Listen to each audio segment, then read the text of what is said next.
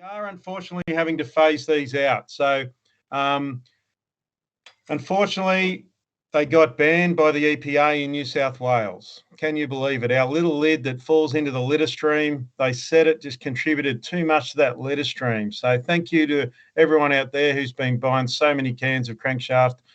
You must be chucking them in the litter stream, and that's why they've been banned. I don't believe it. I think the amount of PE top lids and twist top lids that are out there would well overshadow the little BentSpoke 360 lids. So maybe if you're really passionate about those lids, fire off an email, fire off a little rant to the EPA in New South Wales.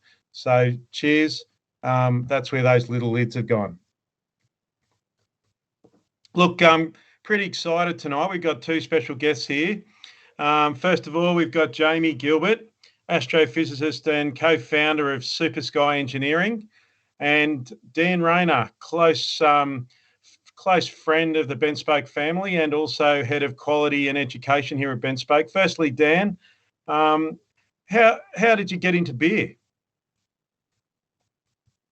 You're on mute, mate, too, so you better jump off there. I started brewing about 20 years ago, and took a lot of advice from the Canberra Brewers and also yourself when you were at the Wigan Pen. And since then, I've been in lots of competitions, and I've also got a background in science. And so I've been an archaeologist, a biological anthropologist, coffee roaster for the last 10 years, and now quality control and running the lab at BentSpoke. Fantastic. But let's be honest, Dan, everyone's not here to chat to you and me tonight. They're here to talk to Jamie.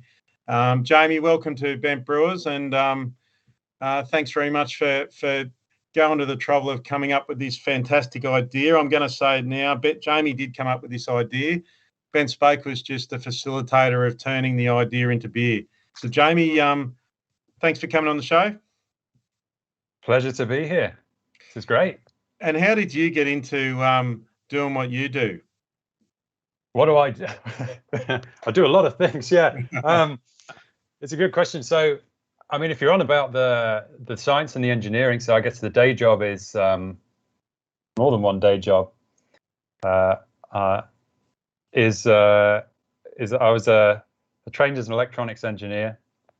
I've always been into gadgets and stuff like that, and electronics. So I did that in the UK. I came over to Australia in 2009 and kind of accidentally fell into a job in astronomical instrumentation, which is, I didn't know that was a thing either. But it turns out there's this whole world where engineers can actually stay really close to science by building the stuff that the research scientists use to observe the universe, right? To build telescope instrumentation. That's what it was. I thought, I love this. So that turned into a thing, turned into a job, fell in love with Australia at the same time. Went back to the UK, did a PhD, and then here we are. So I'm part engineer, part astrophysicist, and then my company SuperSky Engineering is all about launching stuff to the edge of space to do science, or far more fun things like this. So there you go. That's the short CV. And we should acknowledge that the National Science Week is we're right in the middle of National Science Week.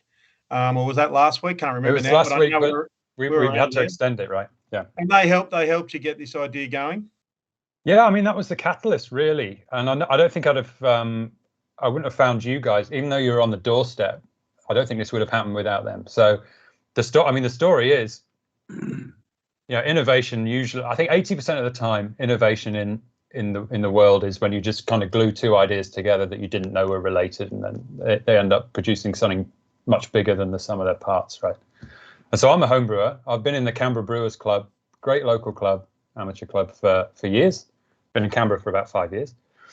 So I'm into brewing, and the wild yeast thing is something people do on Earth, right? They trap yeast to make a funky beer out of what's in the environment, because yeast is just a natural thing. On the flip side, I kind of had this balloon program going on and doing some Astro stuff and all that. And I kind of thought, I wonder if there's any yeast up there. And then I did what everyone should do when they think they have a great idea. It's hop online and see if someone else has had the idea. Usually they have. And so it turned out NASA had done this in 2019, but we can talk about that in a minute because we have a special difference, right?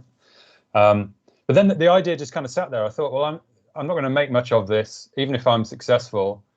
If there's not someone behind this that can make it reality with the facilities, lab and all that, it's not gonna really work. It'll just be a hobby project. And Science Week was a perfect sort of forum to try and find the partners. Turned out you were just down the road. Science Week have a seed grant scheme, so they were happy to throw a bit of money towards making it so, because helium's expensive. Talk about that too. And then the rest is history. Here we are. Yeah, that's awesome. So I guess, has anyone done this before? You sort of touched on it there. What's the you need to probably elaborate on that. I think that's fairly important. Yeah, so if you Google this, space yeast or something, you'll find the story that NASA in 2019 were able to capture wild yeast at an altitude of 70,000 feet. And they used a high altitude plane for that. So they've got this really sort of wide winged jet that will go higher than most planes. Right? Most planes are only going to go to 40,000 or something like that. And so they managed to collect yeast on the outside of this plane for brewery, brewed with it, and it was successful. Great. That was great because I knew it was possible at that point. Otherwise, maybe I'd have thought, talking rubbish. But the important thing is that high altitude balloons, although they're way simpler than a jet, a lot cheaper, can go higher. So typically, you can send a balloon to 100,000 feet. We got beyond that with our experiment. And so it just came down to, can you build the thing? Can you build the payload for the balloon that will get all the rest of it right? Can you build a yeast trap? Can you open it at the right time, and then close it and get everything back safely? And can you be rigorous, in the lab and all that?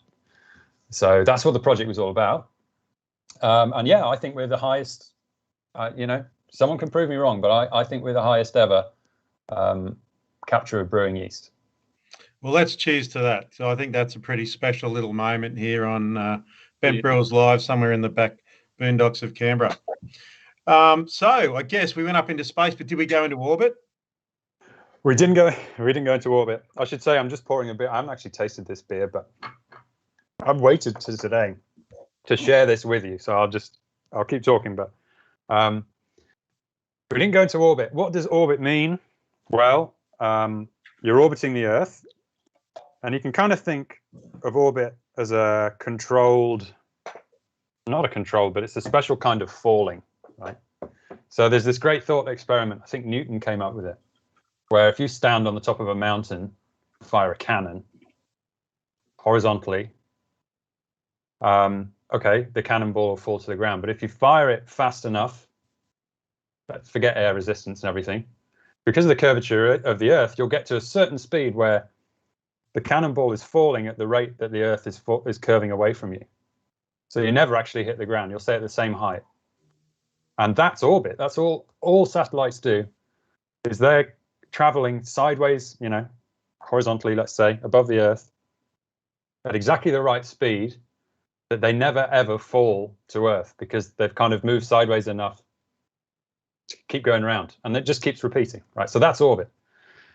And the reason space is hard and getting into orbit is hard is you need a tremendous amount of energy to get that speed up. So the rockets don't go up. They go up to begin with, but then they go sideways. And actually, when the rocket's job is complete, they're traveling horizontally. And then they release the satellite or whatever, and it keeps going, and it stays going around. So we didn't do that. It was far more sedate than that, right? You were there, apart from Dan's driving. And so what we did is simply go up. We stayed just about within the atmosphere. We're above most of it, right? So we ended up going above 99% of Earth's atmosphere. So it was pretty much out of there, up into space. But we floated up and we just used buoyancy. So we didn't go into orbit. We did go to the edge of space. And then we came back down again. Yeah, great. And what's it like up there? Well, God, that is interesting. Sorry, this is the first taste, so yeah. For everyone out there, we'll go through a bit of a tasting a bit later on. But also, don't forget to send fire in your questions. Best question tonight from Canberra, win a merch pack. Best question from outside Canberra, we'll send you a traveller of this AstroBeer. So make sure you fire in your questions. Nice, there's an incentive. So what was the question? What's it like up there? So, all right, so I've already said. So, I mean, the reality is, you're in the stratosphere. You're in a place. You're what's called the stratosphere. So, the layers of of Earth's atmosphere have various names. You have the troposphere, where a lot of weather happens. Most of your clouds are not actually that high. And then you go past something called the tropopause, which is the sort of accepted. It moves a bit, but that's where you go into a new zone. And you're above most of the air then. Most of the air's underneath you.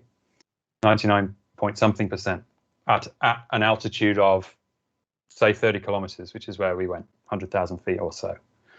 That's very cold. It gets to about minus 60 degrees C.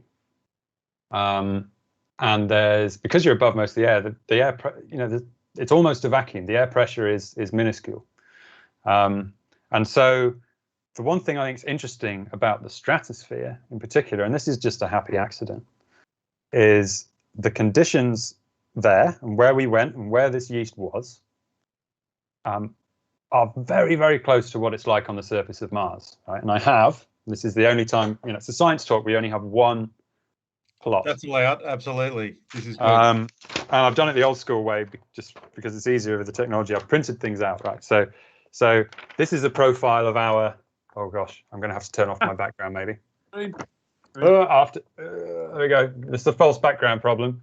But anyway, I can point to it if it's in front of me. You'll just have to believe me what the numbers are. You have the troposphere, and then you have the stratosphere, and this is what the temperature is. So, like I said, we're about minus 60 degrees C when we get to those altitudes. I'm just doing this for the point of it because I know you can't read the text. And then the pressure is about 10 millibars, which is, a fraction of an atmosphere, about 1%.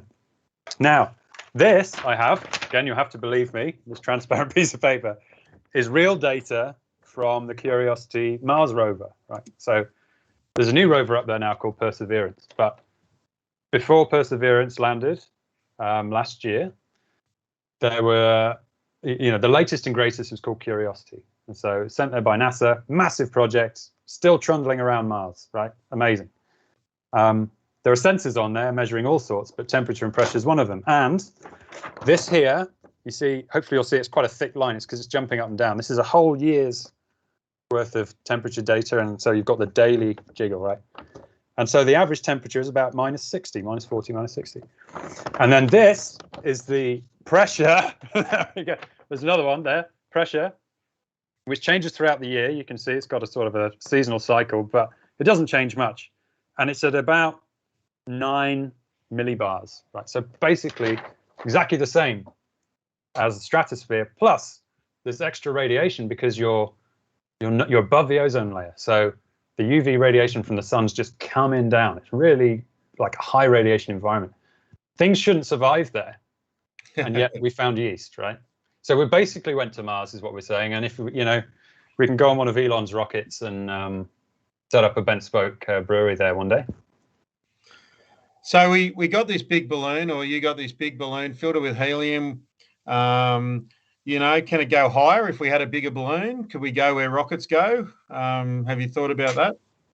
Yeah, it's one of those things. Like a lot in life, it's the law of diminishing returns. So yes, you can go higher, but the extra amount of helium gas, or you could use hydrogen too, but anyway. The extra amount of gas and the extra size of the balloon you need to hold the gas is massive, like a whole lot more for a whole lot, a small gain. So, the highest high altitude balloons, and I'm talking massive ones, which will, far beyond the scope of what we could have done, will go to sort of 60 kilometers, which is twice the height we went. Yep. There's this thing called the Kármán line, 100 kilometers, right? Which is it's arbitrary, but it's generally accepted that that's where space starts. So there are two definitions here. One, you could say, how close do we get to space? Is it in distance? In which case you say, well, we're only really the third of the way there. Third of the way to where rockets kind of go. The other way you can look at it, if you're pragmatic, of course I'll take this approach, is because the thickness of the Earth's atmosphere is exponential. We're above 99.something% of the atmosphere, and so we're kind of 99-point-something% of the way to space conditions. So you round that up as everyone does. Like yeah, so you got 100. We pay our excise tax on beer. We round it down to the nearest 2 decimal places. So I'm happy to do that here. So I think we can say that we got to right onto the edge of space. I think we should say. Legitimate. And Dan, you've had an interesting little conversation with a great beer writer in Australia called Matt Kierkegaard, who disputing our claims. Well, it's fair. I guess because of the way we pitched it, we said we're going to space, but he took Jamie's first definition of space, which is about 100 kilometers up, and we've only gone up to 30 kilometers. And so that's reasonable. That's pretty reasonable. And I think his point was, if you're going to do the science, you may as well do the science right and talk about the science right. But I kind of like Jamie's definition, second definition as well, because we are pretty much all of the way there in terms of the conditions, the temperature and the pressure.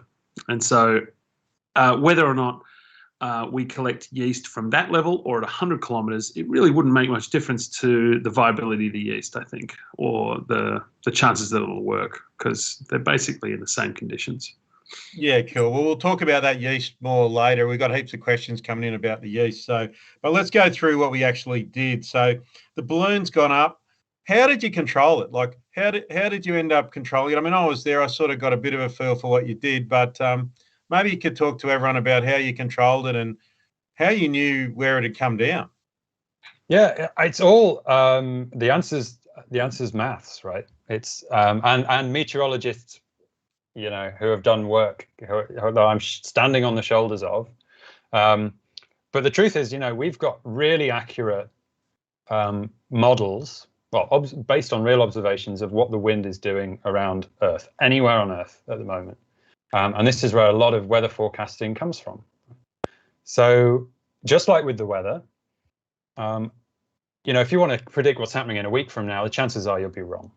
And so a week out, you might remember a week out from when we ended up launching, I was kind of going, guys, there's this window, I don't know, it might disappear. And maybe I did that once and then it was no good and then it shifted. And you kind of always have to be like that because there's a lot of things to fall into place in time. If you want to launch the balloon, there's a lot of moving parts, right? And you've got to get permissions and all that. And then as you get closer, you're 5 days out and you're like, okay, it still looks like the wind's doing what we want it to do. And what I mean by want it to do is, there are certain practical limits.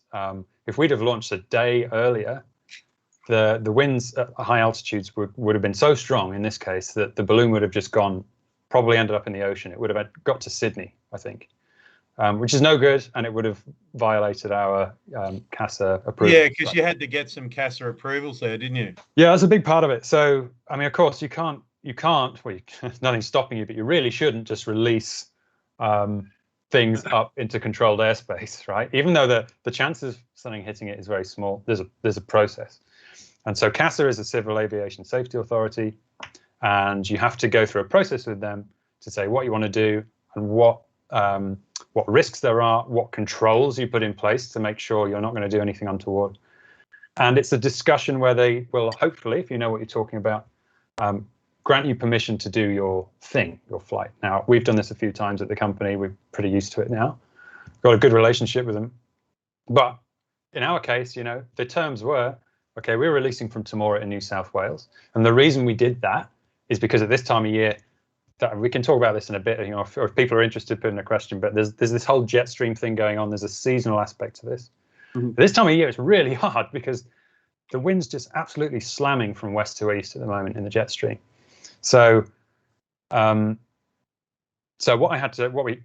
the company had to do was convince CASA that we understood that, we knew what the winds were going to be doing, and then ultimately that we wouldn't land out of a certain radius of the launch site. And we chose Temora because they have an airfield. They're very accommodating people. The council are awesome.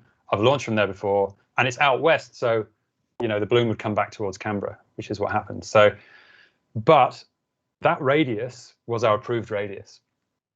And so this is a long way of saying that you use these wind models, which exist, and a lot of the data is freely available if you know what to do with it, where as soon as you're about 3 days out, just like with the weather, you're pretty sure you know what's going to happen.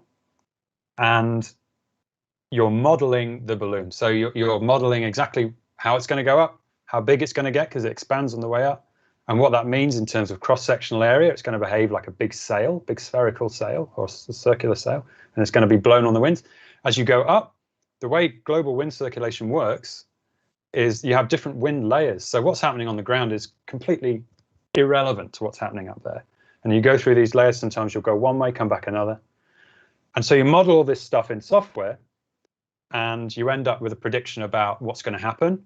And then you know how high you're going to get when the balloon's going to burst, because I haven't said this, but the way these balloons work, these particular ones, they're calibrated to pop at a certain height. And then a parachute opens and you come back down. So you've got a good way of predicting what is going to happen. But to really answer the question, we're not controlling it actively.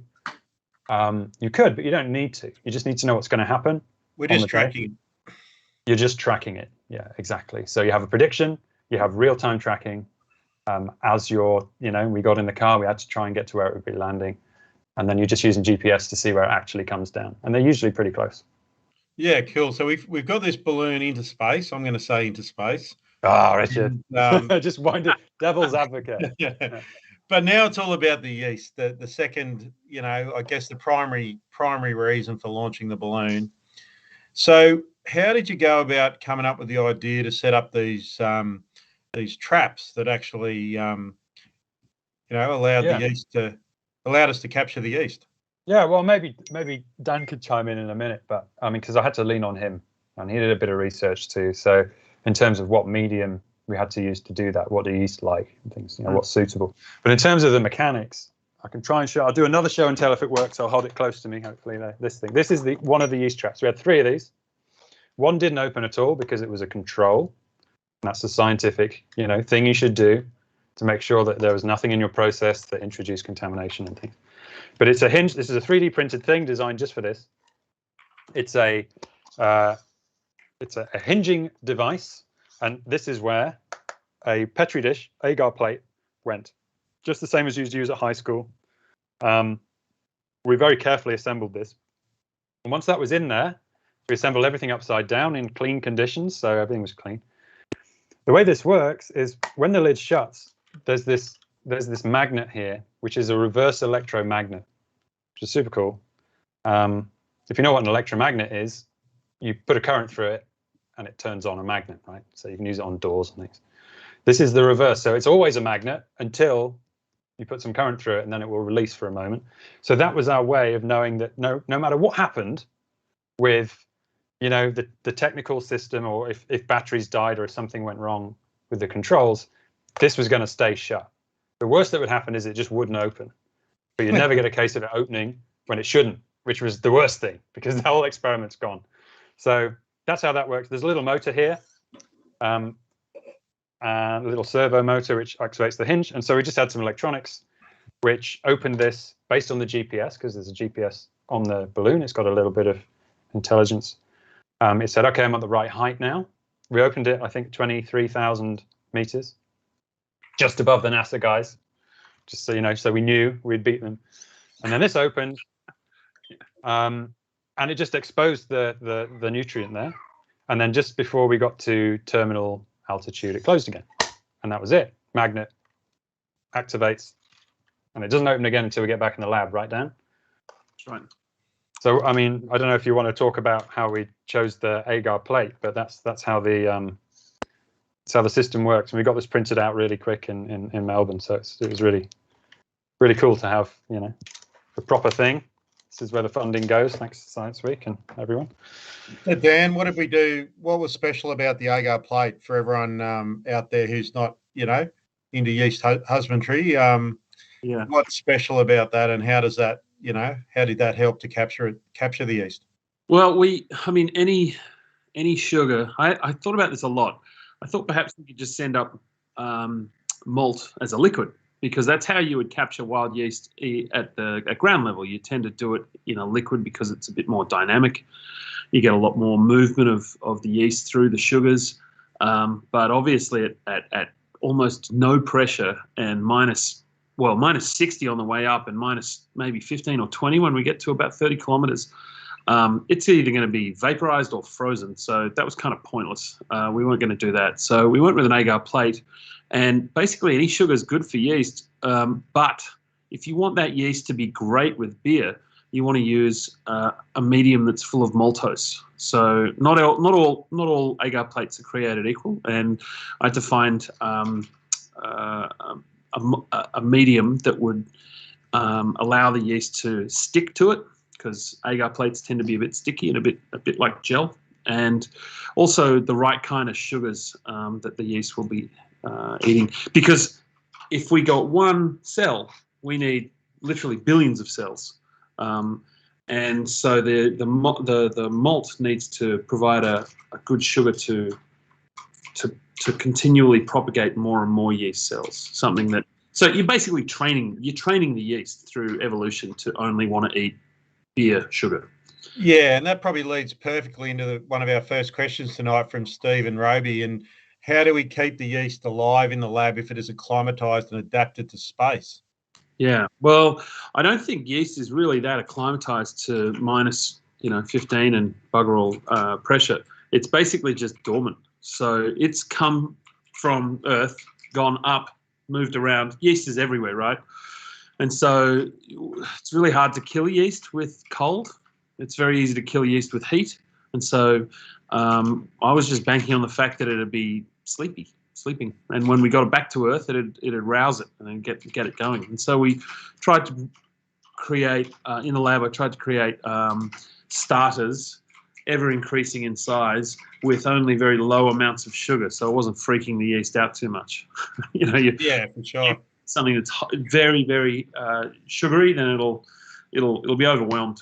It won't be able to handle it. So we had something that was basically half the sugar content of a normal beer's wort, pre-fermented wort. So to all the brewers out there, we went with something that was around about 1.025 in terms of specific gravity, in terms of sugar content. Yeah, beautiful. And before we duck into more technical sort of yeast talk, Jamie, Tim McNamara has asked a pretty interesting question. Had we launched it from a different location in Australia or the world, would we have likely harvested a different yeast, or is stratosphere yeast universal across the globe? That's a great question. So I mentioned before, right, about the jet stream. So we were battling with this really strong wind at about 25 kilometers or something, and this blows all year, but it moves. So we were right in it in winter. It was a nightmare. But I've been thinking about it, and given that really, the chances of us succeeding were quite low. It's a fishing trip, right, without many fish, and I do wonder whether that helped us actually. So the answer is, at this scale, these winds are blowing so fast and they're going around the whole globe. So we've got just the same chance here as anywhere else in the world. Well, that's not quite true because the winds are different, but in terms of we're not unique in Australia about what we chose. So it's essentially random. I would argue there's a very strong chance if we did this again, the yeast would produce a beer that tasted totally different. But has it come from Australia? Probably not. It could be anywhere in the world. So I did a bit of research on how yeast can survive like Dan said, it's not the cold so much, or even the pressure. It's actually the UV radiation that's the problem. So there's no guard, there's no ozone layer to stop the UV killing this. And scientists have found UV resistant strains of bacteria, but bacteria, yeast as well, at high altitudes, right, where also the UV is stronger. So really high mountain ranges. They've adapted and evolved, and they live there. So it could have come from any high mountain range in the world, for example. It probably did many laps of Earth before we caught it. So yeah, there you go. And in terms of how the yeast gets there, the jury's still out, right? This is still being researched. Some people think so would the yeast have come from Earth, do you reckon? Or yeah, absolutely. Must have, surely. Yeah, I mean, you know, there are some wacko theories that there are intergalactic traveling bacteria and fungi and that, you know, they can land on Earth and do all this. But I think the truth is that it's terrestrial, right? It's come from Earth at some point.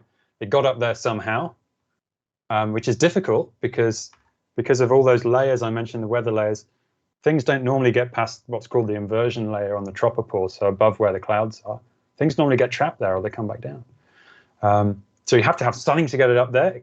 You know, one theory, or I don't know if you call it a theory, hypothesis, one idea is that volcanic eruptions can do this because they go that high, right? They can really just push stuff up there and it gets trapped up at that altitude. So who knows how long this used to have been up there. But yeah, to answer your question, or the question, I don't think it matters if we'd have gone to a different place, but if we'd have done it at a different time, even the next day, it would have been different. There we go. So put it into picture here. We've sent this balloon into space. It's gone up, captured yeast. It's popped when it got into the altitude that it got to, 30,000 kilometers. And then it's come down on a parachute. We're out there in the car. We're tracking it along. Jamie's tracking this parachute coming down. It's in the bush somewhere. We're driving around in the bush trying to figure out where this parachute and payload has come down. A couple of hours later, we finally get to where we think it is. We jump out of the car. Big sign there that says private property, do not enter. We sort of ummed and ahed a little bit, not for very long, mind you. So we jumped the fence, went into there. When we walked in and we found our payload and parachute stuck at the top of the tallest tree in the paddock, about 9-10 meters up. It was late in the day. We didn't have any gear with us, so we went home. We came back the next day with the tree climbing brigade. We put the ladder up, climbed the tree, cut the payload down. Unfortunately, we had to leave Jamie's tracker up there because it was just a little bit too high for us to get to. We'll get you a new one of those. So we brought the payload back to BentSpoke, and we slowly warmed it up. And Dan, maybe take us through what actually happened then once you pulled those agar plates out of the contraption and started to do your thing. Yeah, we're very careful, both at the beginning and at the end. There's actually a good point there. Sorry, Dan, to cut in, but we've had someone talk about what did we do to make sure everything was sterile, and from Robert Tunningley about what sterilisation methods were in place at the start, so we knew that we weren't just collecting something off our fingers. Yeah, look, so we had several controls. The first control I did a week before we launched, and that was basically put agar plates around the laboratory at BentSpoke, left them there for a couple of days each, and we really didn't get much in the lab. And I left some in the brewery, and I left some outside the brewery on some of the wine barrel pots with the hops. I tried to collect as much wild yeast around the brewery as possible. We got plenty from outside. We definitely got some from in the cannery and in the brewery itself, but not a lot. I was quite surprised that, I honestly thought we'd have plenty of yeast in our lab, but we don't. It's relatively sterile. So that was the first control. I knew it was pretty reasonable. Then Jamie's control in the actual balloon, we had 3 plates, 2 of them opened and 1 of them didn't. So when that plate came back, the control, left that for the same time that I took to propagate the yeast on the other agar plates. I left the control just sitting there, and it didn't grow anything. So the control, what that means is when we put the plates into the device that Jamie had made in the laboratory, it was done under fairly aseptic conditions. So we drowned everything in ethanol, right? Yeah, we sprayed. We assembled it upside down. That's right. So in terms of aseptic technique, we did it upside down. So we kept the agar plate. When we took the lid off the plate, we took it off from the base and put the agar plate in the device upside down. So yeast don't fly; they fall. they float a little bit, but they mostly fall. So having it upside down means that you're not going to get any yeast land on top. And as Jamie said, we drowned everything in ethanol to try and kill anything around it. And I'm confident that the 2 controls that we used sort of show that we didn't collect anything from the brewery itself. Yeah. And so you got some yeast out. And how much yeast did we get to start? We didn't get a lot, did we? Well, yeah. I mean, I would guess that we only got 1 cell. It was quite difficult to identify initially because, and this is really something I had no idea would happen. Agar is a liquid that is then set as a gel, and all liquids have dissolved gases in them at our pressure, at our ground level pressure. And so agar is a perfect clear gel that you can see through with a microscope. We sent these plates up into space, or up into the stratosphere, brought them back, and when I looked under the microscope, I was like, wow, we got so much yeast everywhere. And what had actually happened was they weren't yeast, they were yeast-sized air bubbles that had come out of solution when the agar was at very, very low pressures. So the entire surface of the agar plate just looked like speckled with little circles. So they looked exactly like yeast. So for the first couple of days, like if we had, and I'm pretty sure we had 1 cell, for the first couple of days I was looking at these things thinking, I'm never going to, this is needle in a haystack stuff. So we left it for a few days, and by the time I found a colony, it was well and truly in the hundreds of cells. It was a perfect little round dot that I was living all this by text, right? Oh, you got a text message. Dude, it's just bubbles. It's just bubbles. Oh my God. So it seemed pretty hopeless for a while. And then that picture came through, that colony. I guess it had multiplied enough for you to be sure. Yeah. And I couldn't believe it. Obviously not a bubble. Yeah. Yeah, one of the many bubbles. And it was bigger than the bubbles. So, okay, so we got the yeast, we got the A cell of yeast. And I guess from there, talk us through how you managed to get enough for Tracy to go off and brew a beer.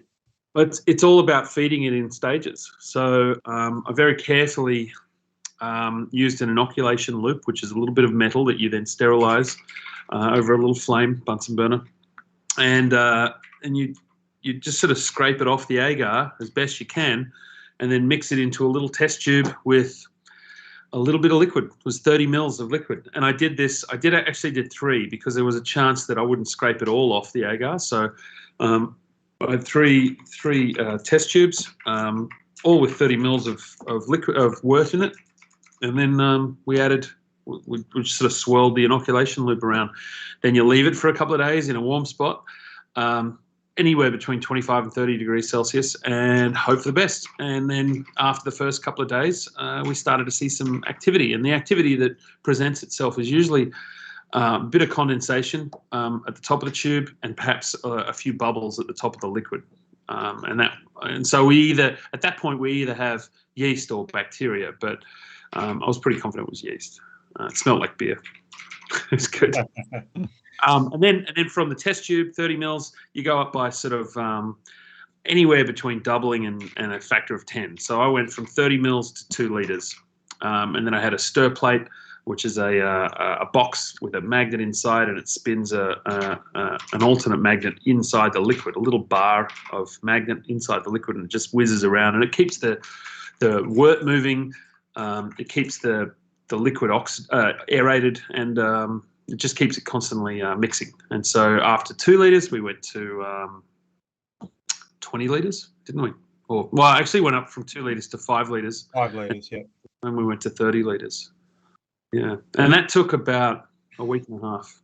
Yeah. So what were you using to measure the amount of yeast? How did you know that we had enough yeast, or we were just pouring it into the tank blind and hoping for the best? That's a good question. And I know you know the answer, but for those viewers out there, we used what's called a hemocytometer, which is a glass slide, and it's got a grid in 2 directions. And so in this grid, you put a little drop of liquid in there, and it spreads across the slide. And then with a microscope, you zoom in and you can have a look at how many cells there are in each little square. And then you extrapolate out, and you can say, well, there are 168 cells in this little square, which means that there's 10 million cells in 5 litres. And so we're constantly checking that. Each time we propagated up, I checked and counted and made sure that the yeast was still viable, and they were still budding. They were in growth phase at every step. And on top of that, we used methylene blue, which is a staining agent.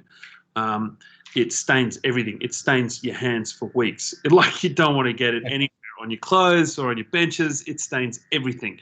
But what it does is it penetrates the cell walls of yeast. It stains them blue so that they look blue under a microscope. And then if the yeast is alive, it actually has an enzyme which breaks the methylene blue down and turns it back clear.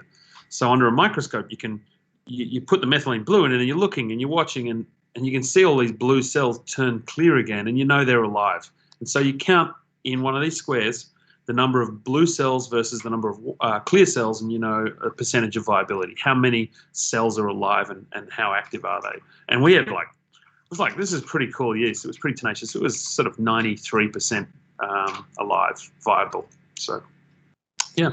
Yeah, awesome. And I guess now we've got our yeast, we're off to brew, but first we've got to come up with a bit of a recipe, and I guess that's where I come in. I've done a lot of standing around. I've had a few beers. I managed to cook a bit of breakfast for the team out at the airport. That's right. I tried to climb a tree, but that didn't quite work out. So my job now is to come up with the beer. And Easy Lee, you said, how did you decide on a style of beer to brew based on the yeast properties? Well, when you're coming up with a beer, you've got to hedge your bets a little bit when you're using a new ingredient like yeast or hops or malt. You've got to try and showcase that ingredient, but you've also got to have some other flavours there to bring it all together. Obviously, we hadn't used this yeast. We had a bit of a smell when the yeast was propagating, and thought that there's some really interesting, funky characters there, maybe similar or reminiscent to a wheat beer style from Germany. So I've sort of gone, all right, well, let's put some grains together. So we used some pale malt. We used a little bit of wheat malt, a little bit of rolled wheat, and then we just did our normal brewing process. And I would usually hand off to Tracy to talk about what she did. Tracy, my partner, co-founder of BentSpoke, brewer in the brew pub, but she's not on tonight. Just caught up with a bit of COVID, so we'll let her do her thing. But she's brewed the beer. We've got this beautiful. In fact, why don't we just go straight to tasting it now? So I'm going to pour myself a little bit of this this fabulous beer that's made from. Thought you'd never ask. Space. Yeah. And let's go through a little bit of a tasting of this beer. We brewed the beer pretty simply, just how we normally would. We didn't know how the yeast would ferment. We just did a normal single-step infusion mash. We started out as a strong pale ale, sort of somewhere between a pale ale and an IPA. We added some Galaxy hops, and I noticed we've got a New Zealand viewer on tonight. Simon, you'll be pleased to know we did use some Nelson Sauvin hops from over the ditch, so thought we could give it a nice little fruity character as well. The beer ended up fermenting really quickly. We did ferment it a little bit higher in temperature because we wanted to make sure that it did kick along. But to be honest, after 4 days, it was fermented. It was one of the fastest ferments we've ever done in the brew pub. We were all questioning ourselves, has it actually finished fermenting, or is it now about to do something different? But no, it had finished fermenting. And then we just went through our normal process, chilled the beer down, and got it ready for racking to a bright tank. And here we are now with the beer. And what is Jamie, what do you think? I'm impressed. There's nothing that says this beer was ever going to be good, right? There's no rule that says UV resistant super crazy space yeast is going to taste good. But this is nice. I think I've had a pint already, right? So yeah, for me it's very reminiscent of a saison actually, and a saison's a really broad farmhouse style from Belgium, and for me the characters that I'm getting in the beer are very reminiscent of saison, and saisons are allowed a bit of hop character as well. They're allowed a bit of that fruitiness from the hops, and I think that does come through really well. Dan, what are your thoughts on how this how the flavors? What category would you enter it in if you're putting it in a competition? I reckon it's almost saison. It is very pale ale. Nelson Sauvin. I know that you and Tracy didn't put too much in there and too much Galaxy, but I do love that Nelson sort of dankness, that resiny dankness you get. But other than that, I've got there's a little sulfur, like a little hammy. But that's sort of a little smokiness for sure. Yeah, ham smokiness. There's a little phenols, like a little bit of spicy phenols. It's not a lot. The only other thing I'd say is it's dried out completely. Like this yeast went nuts. There's no sweetness That's what left. stands out to me. Yeah. So we ended up getting a really fermentable yeast, considering that it fermented in sort of 4 days, right down to sort of 1 Plato. I think it's just above that. So yeah, it is nice and dry, but there's still enough body there to carry that dryness for me. We might go through it, go to a few more questions. Big one from Stephen Lawford from the Canberra Brewers Club here in Canberra. Will the yeast be made available to homebrewers to have a play with? And I can say that I think with Jamie's permission, we should definitely work out a way to package up some little bits of yeast for everyone to have a play with. So Dan we'll talk about how we're going to do that. And unfortunately, because we're in COVID, we're not going to be able to host the Canberra Brewers meeting, which you would normally be next week. But let's work out how we can do that, and we can get some. We might have to get a list of how many we need, and work out a way to package that up and get it out to some brewers. And look, if there's anyone from interstate, we'll happily send you a vial of the yeast as well. And I think that's great. Leads into another question, and that is, are we going to commercialise the yeast? Well, is there a BlueSpoke yeast strain that's about to come out? I don't know. Sorry, a SuperSpoke. SuperSpoke. Love it. Jamie, what do you reckon? Should we look at trying to commercialise this yeast? Well, I wouldn't say no. I think let's see what Canberra Brewers can come up with, right? Because you might think you're pretty, up there as a pro brewery, but I know that these guys can come up with something pretty amazing if you just give them free rein. So especially Steve. So why don't we try and get the yeast to them and see see what's in. I mean, this is great beer. I'd drink pints of this, but I think maybe there's more in it too. In which case, yeah, let's get it out there. Yeah, it's pretty easy drinking beer. A couple of other questions, Ant. The Brewman, have you worked out its alcohol tolerance? And do we think that it would do a space descent? Look, not yet. It could be a very good yeast to use for making really strong beers, high alcohol beers, because its fermentability was really good. Let's see if it can handle basically getting pissed when it's fermenting. That'll be another little experiment. Maybe that's part of the brew club experiment that we'll do. Absolutely. And that's the best. I think that's the best idea is to let it go to see what other people can do. Yeah, the science is only just beginning, right? We've got so much to find out now about this. Brilliant. Yeah. Well, and I think space descent should be called re-entry, surely. That is the space descent. Yeah. So I guess the question's going to be: Would we do this again? What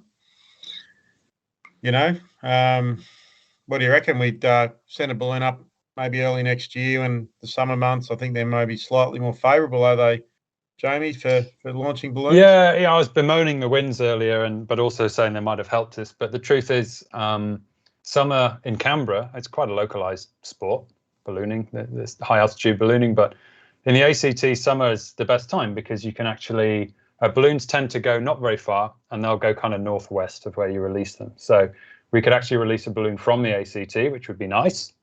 And then it's probably going to land out by, Burrower or something like Murray Bateman or something like that. So summer's a great time in terms of practicality. Also nicer to be out, not in the cold and the rain like we were. It was so cold, wasn't it? It was grim. As a Brit, it was just a normal day. But for me, but yeah, I think we should try again and and see if we can reproduce this and get something else. Because, you know, we've got the gear now. We've done the hard bit. We've done what you would call in the biz, the NRE, right? The non-recurrent engineering, all of the slog to get to the point where you can just repeat something without too much extra effort. Like investment. Yeah, there you go. So let's do it, you know. Invite some fans along. Have we had any word from Musk or Branson yet, or have you received? I haven't received anything yet. I'm not sure if you have. No, I think their silence only really confirms how threatened they feel. So yeah, I mean, we just plow on and overtake, I think. And an interesting question here. It's so cold in the stratosphere. How does yeast react to the temps on Earth? Dan, what did we do there? Like, or Jamie, I mean, obviously the parachute brought it down pretty slowly. Yeah, actually, that's not quite true, right? So, because there you go. Actually, so when the balloon goes up, it's a bit of physics here, a bit of fluid dynamics or buoyancy, I guess, Archimedes' principle. We send up a balloon which is made of latex. It's like a giant weather balloon, right? So it expands. It'll only go so far before it pops, but it expands a lot. So when we released it, it was about 2 meters in diameter, still pretty big for a balloon. And there's a certain volume of helium in there. And then as it goes up, just like a bubble. So if you're a diver, or if you can recall footage of bubbles coming up from the ocean with a deep dive, the bubbles get bigger as they go up. And the reason is, as you get higher up in the water, the pressure decreases, and so you get an increase in volume to compensate. So small bubble becomes big bubble. The concept of a helium balloon, of the type we sent up, is just the same. It's just a bubble. It's a bubble of gas within another fluid, which happens to be a gas, which is the air. So we release it, it's a certain size. As it goes up, it doesn't accelerate because the balloon will expand and kind of cancel that out. So you get a constant rate of ascent. I know this wasn't the question, but I'll get there. Constant rate of ascent, about 5 meters a second, right? It's getting bigger, bigger, bigger. By the time you get to terminal velocity, you know, terminal altitude, we've calculated the helium just so that we know exactly when it will burst in altitude. And that balloon is going to be about 10 meters wide, so bigger than a bus. And then the balloon bursts. Now, right? Sorry? It was only 2 meters to begin with. 2 meters to begin with, 10 by the time you're at the top, right? Massive. And so the thing pops, but it's a completely different story on the way down. Because now you're not in that fluid buoyancy domain. You're in the air resistance and parachute domain. And so the first thing you do is accelerate really quickly at terminal velocity, really quick. And I think we measured, well, first of all, there's this really, really nerve-wracking silence from the radio, right? Because this thing is just tumbling. You know, the balloon's burst, it doesn't know which way is up. And so the radio link is lost, and you're just thinking, will I ever hear from it again? Will the parachute open? But eventually, things settle down. The air thickens up a bit, and it catches the parachute. But you're still going at like 40 meters a second or something. It's quite fast. And so initially, the temperature change in the yeast will be quite drastic. Initially, it will go colder, because I think, as Dan mentioned before, the temperature profile of the atmosphere is really weird. As you go up, it goes sort of at its coldest point, and then it starts to warm up again. So when you come back down, it gets colder. So it'll suddenly get really cold. And then it will suddenly warm up again as you come through the troposphere. And then but it's an exponential thing. So by the time you get down to Earth, you're traveling at about 5 meters a second down. So that's quite slow. But I would say the yeast would have gone through quite a dramatic change in conditions, which is just a testament again to what a badass it is. Really, it's not just the UV resistance, but it suddenly went bang, you know, from minus whatever to, I don't know, on the day it was probably only 3 degrees out, but you know, and then back into the room temperature as well. We did leave it for 3 days or 2 days. We did. It was stuck in a tree, and then it was stuck in a tree, and then had to be transported back. So there's that. Maybe that helped. Yeah, maybe. So an interesting question from Sam Burke, actually. How quickly does the yeast mutate with UV radiation? And is mutating due to radiation its natural state? God, that's a good Who question. wants to jump on that one? That sounds like a research. That's a question on notice. I have to come back with a bit. Yeah, I don't know. I mean, yeah. These kind of mutations are usually slow, right? I mean, that's evolution, but wouldn't know without looking at the literature. Generations can happen in a day or so, Yeah. We might have a leader in the best question there. The panel been able to. Yeah, he stumped us. To answer that one. Dan, besides yeast, did we get anything else on those agar plates? It's funny, there were a few things, because we had 2 agar plates, one that opened, what was the first one opened at? Oh, just a bit less. 5,000, 6,000 kilometers. Sorry, like 6,000. Yeah. And then the other one opened above 20,000 meters. And the one that opened earliest got a hammering. It got like the yeast plate, the agar plate itself looked like it was just sort of whipped and thrashed. And that's probably a lot to do with sort of winds between sort of 6,000 and 20,000 meters. The one that we collected yeast from, we got, I think we got one tiny bit of mold. There wasn't any bacteria. And then there was this one bit of yeast. So really, we're very lucky, I think. We didn't get much else. Yeah. And Matt Kirkard's actually come back and he said there's a theory that lager yeast spread from Patagonia to Bavaria. So is that potentially, do you think, maybe how it spread on the high wind, very high altitude? Why not? That's great. Could be. I mean, I think once you're up at that height, it would actually be quite hard to get down again for the same reason it's hard to get up. So it could be, but I think it's just more benign than that. I think it's probably just mid-level winds, if anything, that are carrying this stuff. How many winds cross the equator? Cross the equator, there aren't. Well, South America and Bavaria is in Europe, so you get these circular. Right. Yeah, you get these circular patterns, right? But they are at lower altitudes usually. Okay. So, do you reckon we could genome sequence this yeast? Oh yeah, a mob from Federation University is keen to do that. So they're awesome. In but we're I'm sending them off a plate to see what it is. Yeah, great. So that's a few people have asked, can we identify it? Is it similar to another yeast strain here on Earth? What was the terminal gravity, Paul? Yeah, we went down to 1.2 Plato, so 10,005. From Daryl, do you think the fast ferment have anything to do with the space yeast? There are definitely other yeast strains out there that do really fast fermentations. We certainly fermented this a little bit higher to make sure that we gave it the best shot to brewing a beer that we thought would have nice clean flavors. And I think if the fermentation struggles or takes a long time to process the sugar, then we do end up with some very awkward, I call them awkward, interesting sort of characters, which you don't really want in your beer. So we definitely ferment a little bit higher to try and get that fermentation through nice and clean and pretty quickly. And one for Dan, from Dan, if you can revive cold dormant life forms, will drinking this beer help our love lives? That's a good question as well. Your love life down into a Erlenmeyer flask and whiz it on a stir plate. I don't know.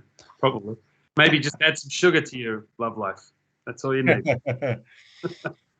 And Craig Stokes has put up a few questions. We've got to answer one of Craig's. He's had a pretty good run, but he's probably barking at the wrong trio, I think, because he said, is there a yeast at the bottom of the ocean?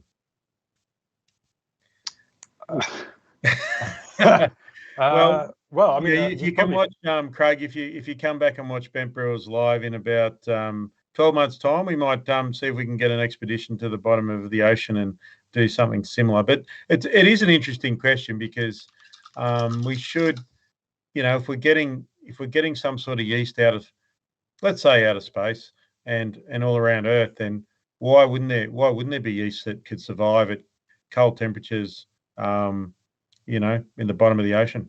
And that's a great question too, because everyone, Elon and Bezos, they all want to go up because that's the final frontier, as Star Trek sort of said. But we know very little about the bottom of the oceans, so that'd be cool. I think we should try and find extreme yeast. Maybe this is the start of our extreme yeast project. You know, so we're gonna have to change the name of the company to Subwater Engineering. Just have a different subsidiary where we build submarines. That's fine. Fine with that. And Giles asked, do you think yeast could survive on Mars now that you've got yeast from pretty close to similar sort of? I think this is a pretty this pretty much proves it. I think the conditions are so similar that if this yeast made it there, it would survive. I think, which is a worrying thought, right? This is a whole branch of philosophy. It's not just, and it's one of the problems with billionaire megalomaniacs, representing the whole of humanity in terms of populating the solar system, is there's a lot of not just legal but ethical questions about what we do and where we go and what we take there. And yeah, the first people who land on Mars are going to take a whole lot of crap with them, and some of it's going to survive and stay there forever in one form or another. And this yeast could be one of those things. I think we've proved that. I'm not saying it should, but accidentally, they might accidentally bring. Well, they will accidentally it bring. Will be accidental. A lot of it will be. Yeah. And Paul has just probably joined us a little bit late, but guys, could you just clarify that the agar plate was directly exposed to the stratosphere when the contraption opened? Yep. There's some really great footage of it just sort of opening. I love so. That's an engineering-y thing. So this is the thing, right? If anyone's watched the promo video, you'll see that they had to speed up the footage because it opened so slowly that you had to speed up the footage, and so the whole thing was running around. In actual fact, like the motion up there is not that crazy. Like if you watch the video, it's like blah blah blah blah blah. It's a really slow kind of drift because there's not much air. But what happened was and I did expect this, is the motors we used in cold temperatures will slow down, right? All the physics in how the motors work changes at the cold temperatures. So the best I could do, besides doing a flight test, the best we could do is put this into the deep freeze when we did our testing, which we did. And so the key was we're in this interesting phase where, okay, we tested the mechanism on the ground, but then we had to amp up all of the voltages and stuff to compensate for this issue. And so we could no longer test it on the ground because it would have just blown itself apart because it was over voltage so much. And it turns out we only just did enough, right? Because if in the original video, it was like Dan said, it was just so slow. And watching that footage, we had a GoPro. Testament to GoPro, by the way. They really are good in these situations. So just a bare GoPro is fine as long as you have a battery which is insulated. And it was just ever so slowly opening, and I was watching it thinking, I'm so glad it happened, but we were so close to this not opening at all, because it was so slow. But yeah, I forgot what the original question was. Yeah, it took ages basically to expose it, but it did work. Well, thanks guys for coming on and chatting about AstroBeer. We've got one little last question that I'll probably take this one. Will you be using this yeast to make the popular BentSpoke beers? Will we be changing crankshaft to this yeast, or barley griffin or sprocket? Easily, no. Unfortunately, we're really happy with how those beers are going and those recipes that we formulated. But we are interested in definitely brewing another beer with this yeast. And who knows? Maybe we'll probably send another balloon up next year and see what we bring down. And maybe we'll put some AstroBeer in a can. That would be something I'd be pretty keen to do. So big shout out to Dan Rayner for grabbing the yeast and going from one cell to billions of cells. And massive thanks to Jamie from SuperSky Engineering for actually coming up with this crazy idea. Well, it's actually not that crazy, really. It's such a sensible idea when you think about it, because I know, for one, if I was going to go to space, I wanted to make sure that I could brew beer. So I'm really happy to know that we can actually brew beer in space. One last thought, Jamie? Thanks to everyone, especially you folks. It's been the most fun project of the year, I think, for many years, actually. So, no, just thank you for entertaining the mad idea. And I think it just goes to show, on behalf of National Science Week, right, which is why we're really here, although it was last week, it's kind of now as well. I think it just goes to show, although this was a really crazy, extreme example, that science and the food and drink we take for granted every day are completely intertwined, right? And it really is, it's not just a whiz-bang specialist thing that scientists do or that engineers do, right? We're completely dependent on it. And my message, I guess, if I'm on my soapbox, is that if people can recognize that and realize that science is important for everyone, that would be a good outcome, right? And then we can do more crazy stuff like this too. So, yeah, well, I think everyone would agree with that. So, thanks everyone for tuning in. Such a great episode of Bent Brewers Live. We'll be back sometime soon with another episode. Stay safe, everyone. Enjoy your beers, and we'll see you all soon. Thank you. Cheers. Cheers. Thank you.